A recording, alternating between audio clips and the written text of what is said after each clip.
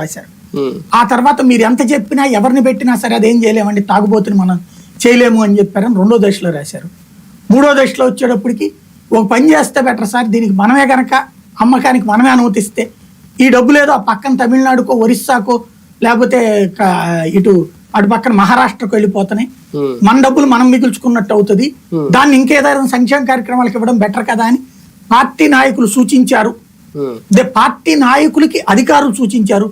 అధికారులు ఆ విషయం చంద్రబాబుకి చెప్తే చంద్రబాబు సీరియస్ అయ్యారు, మీరు బుద్ధుణ్ణి మాట్లాడుతున్నారా అని చెప్పి మందలించారు అని.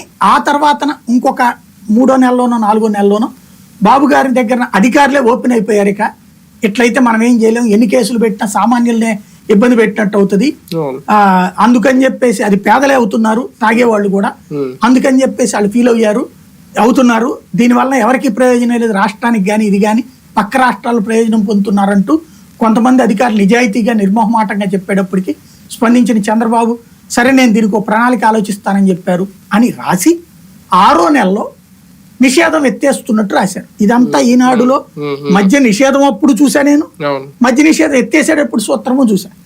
సేమ్ రేపు పొద్దున ఇక్కడ అదే జరుగుతుంది. ఏది ఇటు వస్తే అందుకని ఇటు పక్కకు ఓట్లు పడ్డయ్యా, లేదు ఇంతకంటే ఎక్కువ పథకాలు వస్తాయి, మన ఇంట్లో 2-3 ఉన్నారు లేడీసు కాబట్టి ఎక్కువ వస్తాయి, లేదా ఇంతమంది పిల్లలు చదువుకుంటున్నారు ఓ 15,000 వచ్చేదానికంటే ఇంకో 2-3 15,000 వస్తాయి కదా అని చెప్పేసేసి, అట్లాగే గ్యాస్ సిలిండర్లు వస్తాయి కదా అని ఇట్లాగా ఆలోచించారా, ఇది రేపు పొద్దున్న రిజల్ట్. ఫైనల్ గా పోలింగ్ ముందు కూడా వదిలిన ఫైనల్ అస్త్రం